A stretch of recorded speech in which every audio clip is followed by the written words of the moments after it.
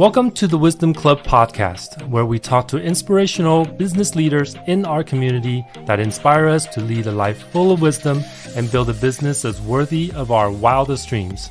I'm your host, Leo Chen. I'm a tech entrepreneur, real estate advisor, and investor located right here in sunny coastal Orange County, California. And the goal of this podcast is to expand your mind and share what's possible. Okay, let's rock and roll. Let's rock.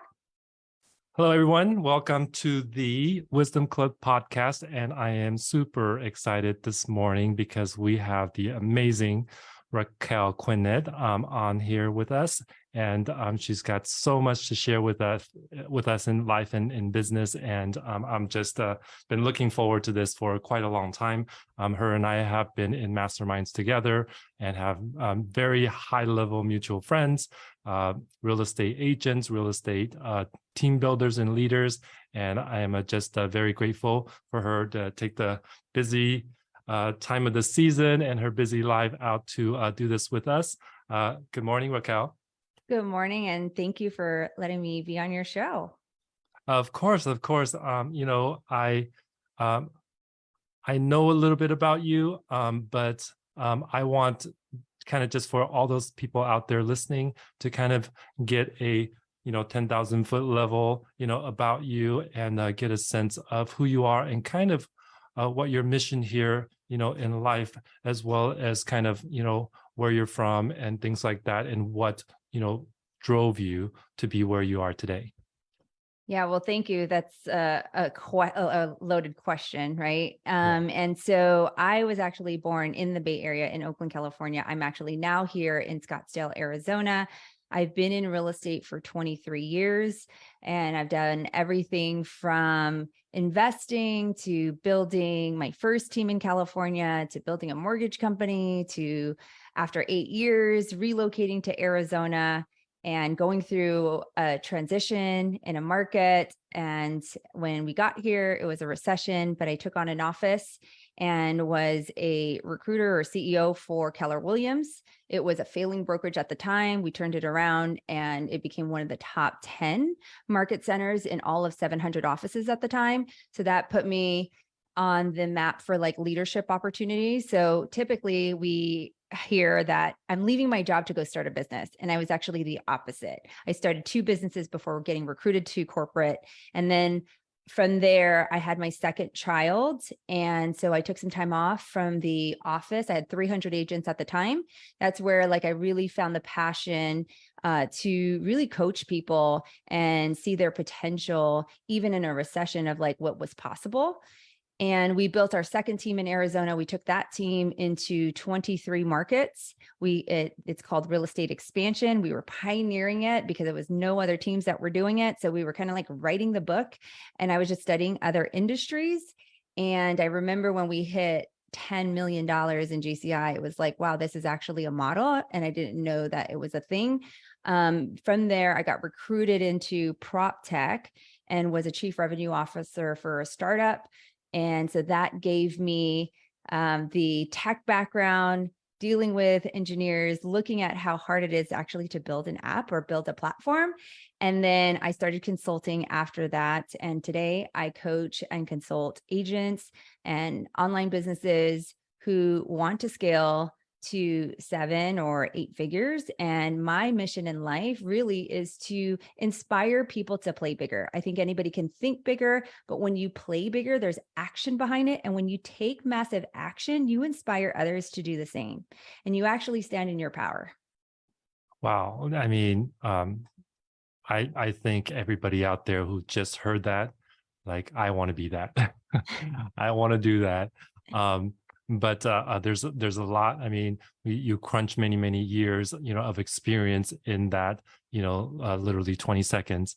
And so I want to just, I'll tell you what came to my mind was, when you said, hey, we took a team that was failing.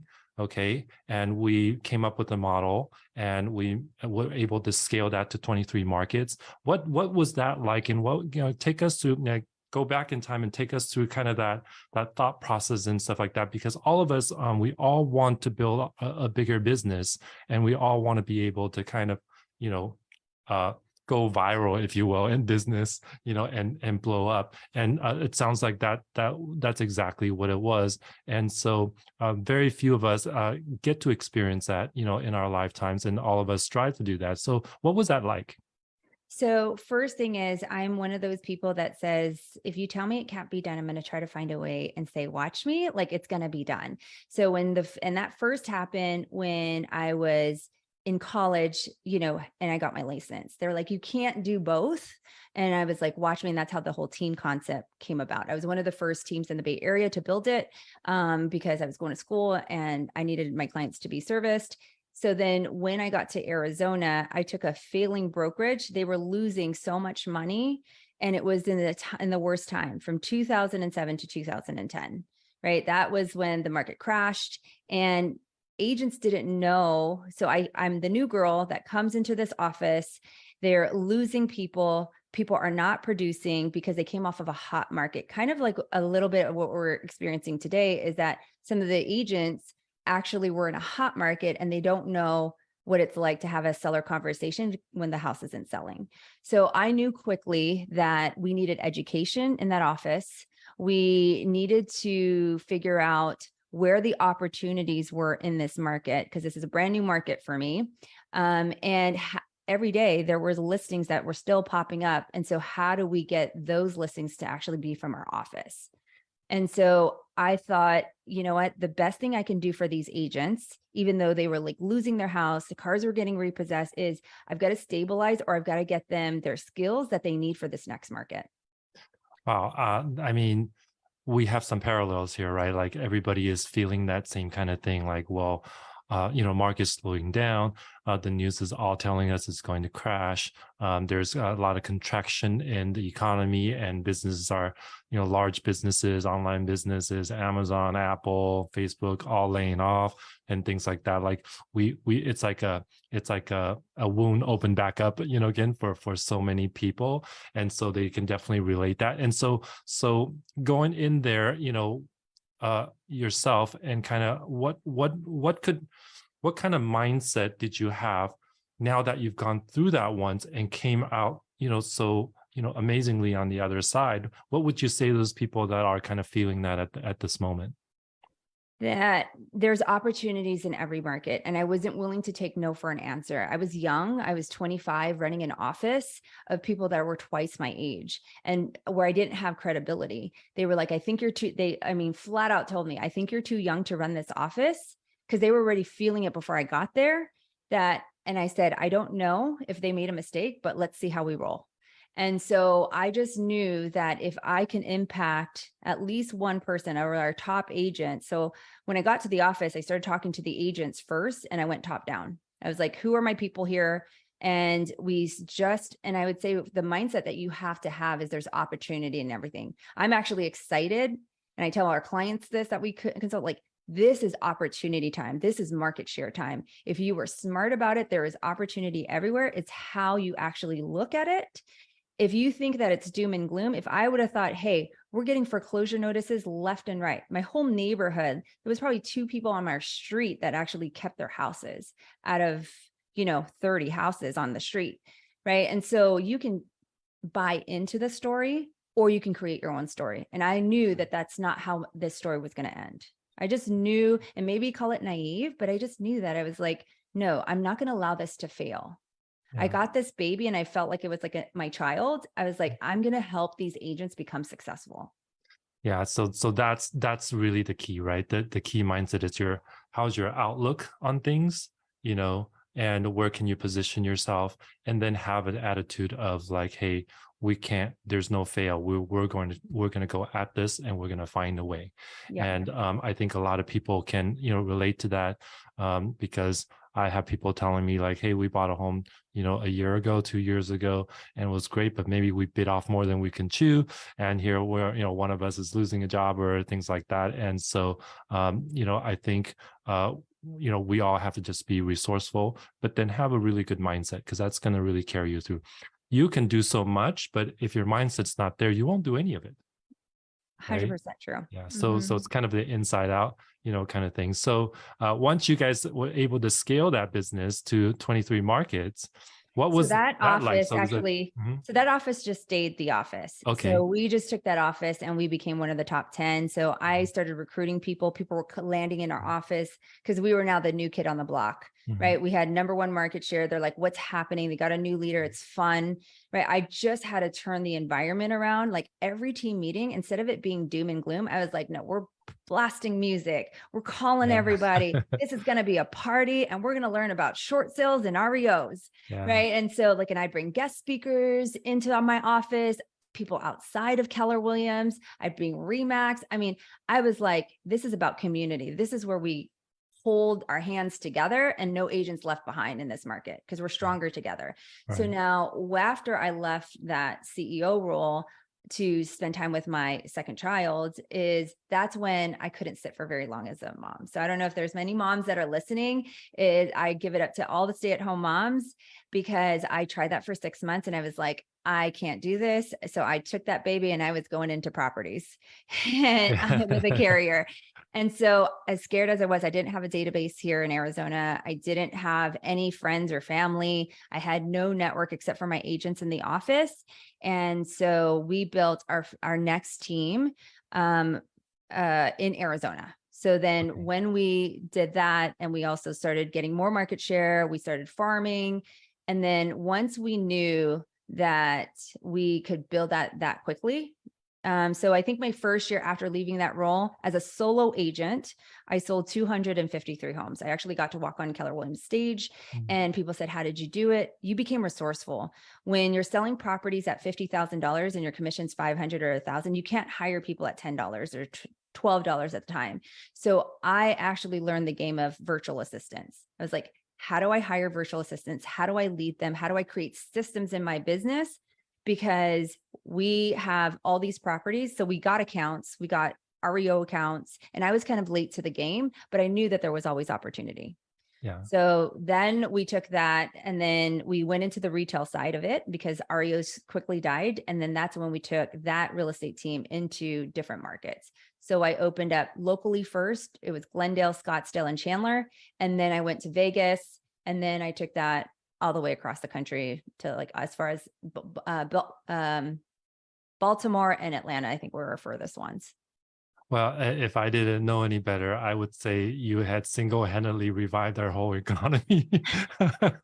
You know, bringing those homes to the market and getting them resold, and all that kind of stuff. And so, yeah, congratulations on that. And it just speaks a lot about you and a lot about what you have to offer as a person. It's something that you done yourself that anybody can do if they had the knowledge, if they had the right access to things, and have a strong mindset. And we talk about strong mindset all the time, but it isn't something that you're just either born with or you're not born with. It's actually processes and knowledge that we can give you. A lot of us, when we were young, we were told the wrong things, so we kind of beat ourselves up with it, and so we never had a strong mindset. That doesn't mean we can't think in a different way and help in that sense.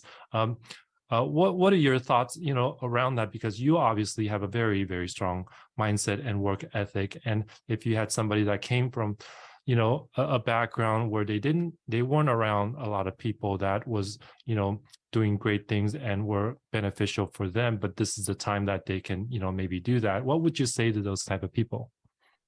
So when I tell my kids is that there's two things that you can control in life.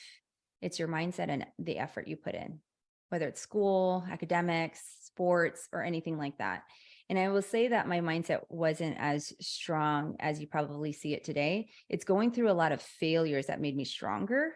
And I believe that there is gifts in everything that you do. I am a recovering perfectionist, right? 4.0 students, so like when I was growing up. But I think that when you start to fail and you fail faster, or like I like to say, you fail forward, you start to actually, it's like a muscle. You start to build like, okay, it's not as difficult. During the time I was going through some of those things, it was difficult, but there's something on the other side of it. There's always, there's always a person, a connection, a book that you can read, a podcast that you can now listen to that can help you with that mindset. So some of the things that I do, even still today, because, there's imposter syndrome. There's like, who am I to be doing this podcast with Leo? Right. And so I think it's just really meditation. It's having your routine. It's like, what do you want to accomplish for the day? And what do you think might get in the way? And then what's the belief that you're going to adopt? It's the same thing that I tell my kids when they're about to go against big competition and they're the young person or they're playing 2 grades up, is like, what's the opportunity that you get to do? Stop thinking about what you're scared about, but like, what's the opportunity? You get to play with these amazing, talented basketball players, and you get to work on your craft. You get to go up against the best competition, and that just makes you a better player. Yeah. That's a great answers to that. And I think people are always looking up to people like you who have done all of that stuff. And one thing that came to mind was uh, you know uh, people say failure, the word failure, and it's such a negative connotation. So I like to turn that around and say it's really just an experiment. Failure is Yeah. feedback. Right. Yeah. Feedback. Exactly. Mhm. Failure is feedback. Our good friend, William Branham taught us that. And so exactly. And you're just trying something. Hey, like, let's see what happens and have a curiosity about it. So that's obviously one of the, I think a good reminder, and I believe a requirement for people to continue to grow and build and be able to scale. And so speaking of scale, though, that is one of the big things that you do in your coaching practice, as well as your entrepreneurship, world and life that you carry throughout. You do masterminds, you do live events where we're constantly talking about how can we do more than just what we can do on ourselves. And you touched on that a little earlier, how to leverage having assistants and virtual assistants and whatever it takes so that you can multiply yourself by 10, by 100, so that we can do more of what we want to do at a very high level. So you talk to a lot of agents and coaches and team leaders and all that kind of stuff about that. What do you think are what do people need to scale? I think scale is different for every single person, because I think that when we look at like models, those are a model, but sometimes they may not work for you. And I think one of my gifts when I look back at this year, because we were reflecting on some of our clients and how they've 10x their business, is I'm able to see what their zone of genius is and build something that helps them be in their zone of genius, and then we hire around the gaps. So I say that we have a framework of there's 5 C's to scaling a business, and it could be any business. The first C is clarity. You actually want to know where you want to scale to, because scale looks different for a lot of different people, right? They could be scaling a product, they could be scaling the team, they could be scaling their systems. Scale, that word means something different to everybody. So clarity is number 1, is your first C. Number 2, I always look at what's the capacity of the CEO or this visionary, right? If I even give them strategies and their schedule is back to back, or they don't have time, they will never have time to implement. So what is the capacity? And then the third is, what's the core foundation they already have in their business? How does a business make money? Because I'm all about scaling revenue first, because you can't have profit without revenue, right? And revenue gives us options. So what do they have as far as their core foundations in the business that work really well? Then whatever is missing, we create machines. So that's our 4th C. And then our last C is collaboration. You can't coach yourself. Sometimes you can't see your own blind spots. So like we like to say, what's working, what's not working, what's missing. And that's like the whole collaboration piece. Great. So everybody, take notes and fill your gaps and talk to Raquel, because she basically gave you, the exact, The playbook. roadmap to do that. And you just need a lot of support around each one of those because you can't, necessarily, do it yourself. And so I think it's amazing. And so you talk to a lot of people, so they're coming to you for different things, for whatever's going on. What are people saying about why why they want to scale? I mean, let's just take most people start have this dream like, oh, you know what, I want to start a business. I get a boutique, shop here, and I want to be a mom and pop this, and I can just be an agent with the small team, and that kind of stuff. And um, by the time they come to you, they know they have issues, that they can't be everywhere, they can't do everything. And what are some of the whys that people are coming to you with, when they run into that, and how do you kind of like give them the future, give them the roadmap to do that? Yeah. So first, I think that scale is a sexy word. I barely hear like I want to grow my business. And like when It's people come like to me, business like, porn, right? yeah, I think that like there's a difference between growth and scale, right? There's also a difference between startup, your growth, the maturity and expansion in a business, right? Mhm. So like I understand like all the different phases, and like we just got to figure out what you really mean. That's why I say clarity. Like, what do you mean by scale? And sometimes bigger is not always better.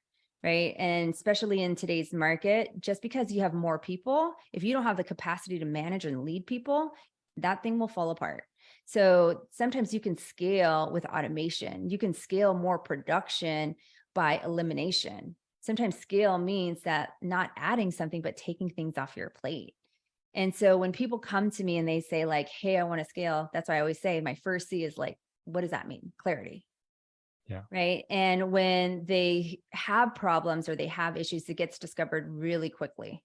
Right. When you tell me the problem, or when you tell your coach or your consultant the problem, they're able to help you and fix it. But if you say that everything's great, then what do you need them for? But when we know as consultants or coaches, like there's a reason why you're coming today. It's not working, or it's hitting a ceiling. And so how do we break through that ceiling? And sometimes it's actually even the CEO's mindset and adopting a behavior or upgrading their, what I like to say, their operating system. Just like telephones and cell phones, you get software updates all the time. And as we head into 2023, is what are we doing in our operating system that we're upgrading? What habits are we going to upgrade? What do we actually need to eliminate? It looks so different if you're going to scale from six figures to multiple six to seven to eight. That looks very different, even in mindset wise. Yeah. Okay. So I think you're absolutely right. Like without knowing what you're playing with, like what are you gonna do, right? Without knowing what's on the dinner table, you don't know what you're gonna eat, right? Yeah. And simple stuff like that, kind of get people caught up because they have all these things being bombarded on a daily basis. They can't stand back and say, hey, what am I working with here? And so um, those are all super great tips. I think if anybody uh, would just listen to that back, they can kind of self-diagnose a little bit about kind of what do they need to tackle first. And without clarity, it's very difficult. One of the things that we all learn, and I learned this later, is that we can't figure everything out ourselves. Hmm. Right? So Yeah. I know this is the big thing for you, as well. Um, you recently talked about, having different coaches for different things, for different aspects of your life, for a different aspect of your business. Can you talk about that a little bit more? Yeah. I've always believed in coaching. I don't think I'd be here today or even in any of our business. I remember my very first coach was Mike Ferry. Right. And I remember at 19, I was like $1,000. Like that's more than my rent. That's more than my car payment. And that's more than my expenses at the time. But as soon as I did it, was held accountable to that. I bet it on myself. So when I think about like some of the investments that we made this year, is yes, they're going to be expensive, but they're also going to come with a lot of strategy that you probably didn't, and you'll be able to grow faster, that you didn't know, and you'll be able to scale faster. And so in my world today, or if I look at this past year, is I had a health coach that gave me the data. I'm really big, and probably 10 years ago or even 20 years ago, I was very emotionally driven because I led with my heart. And now it's like I could look at data, and I didn't know that I really even applied to health.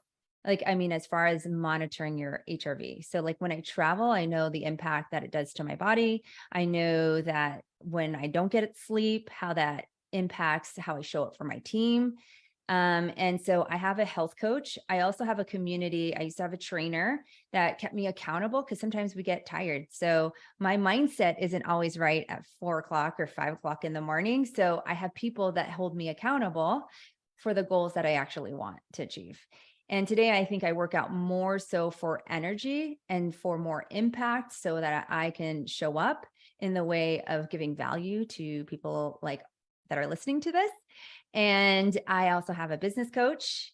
I am really in a lot of different masterminds. I think masterminds are amazing because I get to meet people like Leo that I probably wouldn't have met in a one-on-one coaching relationship. And I think that masterminds, you're able to see some of the questions that you didn't think of or know of. So like in a one-on-one, you're like, what do I ask my coach? Right. In a mastermind, you're actually listening to other people like, wow, they built their business that way, or wow, they did this on YouTube, or wow, they got this email list. How did they do that? Right. You're also expanding your network, I think, when you're in a mastermind. Yeah, and knowing the possibilities, right? When you're in Yeah. a mastermind, like everything opens up, like, well, that person was able to do that, why can't I? Mhm. Right. And without that reflection, it's very difficult. And that's why I'm always telling, not only business partners, referral partners, and clients, because as in real estate, when we have clients, we're saying, oh my God, interest rates are so high, I can't afford this, I can't afford that. But I said, well, you can't afford not to, because these prices are running away from you. Mhm. I have people who literally talked to me 3, 4, or 5 years ago about buying a home, and they just kind of drag their feet. Oh, we're going to wait for this to happen, we're going to wait for that to happen, and the next thing it's 45% more than it was at that time. And we say, hey, the key here is get your foot in the door. Doesn't have to be perfect. I know this is gonna touch your perfection nerve, but hey, let's do this, and then get you on your way, because it's going to be a lot harder to make that gap. It just gets bigger and bigger. I call that the when I syndrome. When I Yeah, put this in place, I'm going to do this. When the right, interest rates come down, I'm going to do this. Right. And so you're always chasing that and you can never time it. right. So um what I want to segue here a little bit, because I know everybody is thinking about this right now, entrepreneurs and average people, literally everybody, because we're at the end of 2022 here. And there is a lot of people, of course, closing out their year. It hasn't necessarily been the greatest year, because the second half has really, economically impacted a lot of people. But as entrepreneurs, we are already have made a plan for next year, but also, have aspirations above and beyond that. Um, I know you got a lot going on in your world, in personal and family, friends, and the business that you're building, and you have a lot of people to take care of, right? When you're a coach, you got a lot of people to help and make sure all at the same time. It's not just yourself.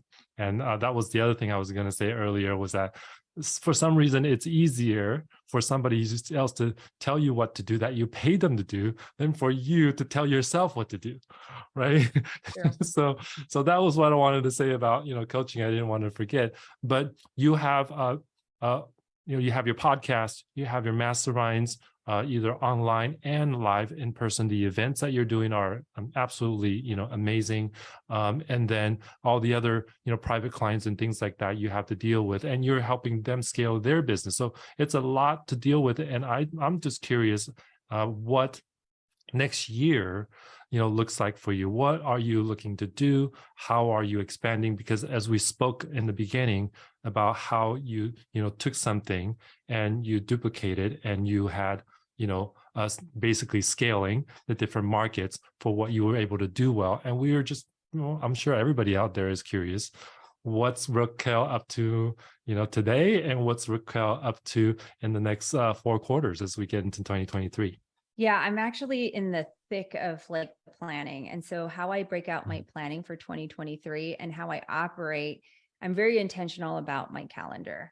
So even every single week, so I'll take the planning first. So what I did these last couple of days, and I'll take the next 2 weeks or the last 2 weeks of December off, is I have some ideas of what we're going to do in 2023. but I think it's really important. So I broke down each quarter and I talked about like from Q1, what were, and I bullet pointed out what were like some of the things that we really did good at in all of our companies, right? And what was the lesson? I love lessons. Like, would I do that again? What would I do differently? So I broke each quarter out.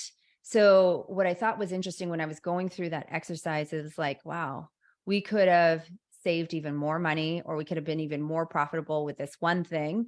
And so for next year, I look at, where does Raquel want to spend majority of her time? Right. I look at lifestyle first because I do have a family. I am a wife, and my kids' schedules are really, really busy. They travel for sports. And to me, I didn't build a business or I didn't build companies to be handcuffed to them. I never wanted to build a business where it took me away from what was most important, which is relationships and relationships with my family. So for me, I understand that Bryce, my oldest, only has 2 more years of high school. And so to me, that comes at the forefront of like, I want to make sure I'm at his games. I want to make sure I'm there for him. Even still today, like I think of family first. And my mom actually was just diagnosed with cancer. So like, I want to make sure like my life is set up, or our companies are set up where I have more flexibility versus like chasing the next goal or chasing the next big thing. So first I look at lifestyle, and like for me, I think next year it's like where's more flexibility in my life, just in case I have to take my mom to the hospital or things like that. So I'm preparing for all of that already. And then I go through every single like thing. So the real estate team, the network, the coaching business. And for next year, I know that we are going to be expanding into other coaches. I want to bring other coaches on because I want to create a bigger impact. I want to give more value. We're going to go deep into our masterminds. I believe in proximity and close communities. I'm big on communities. I'm big on relationships. I don't believe in transactional relationships in the coaching world. A lot of my clients, I can tell you that like one just had a baby, and it's like really cool that they actually tell their coach, and they're at the hospital. And so of course, like that means a lot to me that they see me not only as their coach, but as their partner and like somebody that they want to share, just like as a realtor, right? Like there's clients that you have that invite you to their wedding, that invite you to so many graduations. And it's like you're that person that, had it not been for selling that home, you guys wouldn't have that relationship. So we take that very serious. So I think for next year, we're going to expand our coaching business for sure. We're going to have a real estate team locally. I'm finally going to rebuild a real estate team, and my third one. And we have a leader for that. And then we're building a network. And we'll probably invest. I'm big on, the reason why I got into real estate was to become an investor, not to actually be an agent. And so I think one of the things that was a big game changer for me this year is I joined Wealth Masterminds, and we changed our CPA, we changed our financial advisor, we changed some of the things, and we also created some asset protection. And so I definitely want to have my hand in that investment space still. Yeah, I mean that's a big piece. I think always gets the last look because you're so busy with everything else, but you forget to put things in place so that it allows it to grow on its own. Almost. I mean, we all taught when we were little, like, hey, money don't grow on trees, but it does when you invest, right? That's your When you tree, right? invest right. Right. That's Yeah. what I That's want right. out there Yeah. to hear. Absolutely. Absolutely. It's a lot on your plate, and I think one thing that what you said was so important, and it struck me pretty hard is we all have this mindset of like, well, if you didn't have a family and kids and like you just work. I mean, we hear about that with people, right? I'm not going to get into a relationship right now because I've got a business to run and I'm doing this and doing that, and I'm working 16 hours a day because I love business. But when you have kids, and just like you said with your son, you now have to optimize. Right? You have to optimize the time you actually do have so that you can have time for your family. And when we're not given the opportunity to optimize, people don't optimize, and then so you're actually wasting more time than you realize, because you didn't go in and say like, well, I could have done this in much less time and the same result or even better results, because we structured it a certain way. And it forces you to do that. So life forces us to do that, right? If we have certain kind of health issues, which I know a lot of agents do, with whatever it is that they got going on. And you spoke about it too. Eating right, sleeping right, taking care of your heart. And I can't tell you how much that's been a theme for me as well as a lot of us that I know, is that, your heart, when you're stressed, your heart, doesn't, beat the right way, and all of the rest of your organs shuts down. It shuts down so that your heart, needs whatever it needs to run, your whole body. And so taking care of your heart is so important. We're all told when we're little, hey, I love you, this is my heart, hey, heart and all that stuff. But we don't realize till we're adults how that part of it impacts so much of our lives, with our emotions, with our just our physical bodies, but then managing our mind to be able to do that. So that really stood out to me. And so lastly is just regarding how you've laid out your next year, with you personally and with your businesses, and still have more room to say, hey, I'm going to build another team. Who's on board, who wants to come, rah rah, let's turn up the music, right?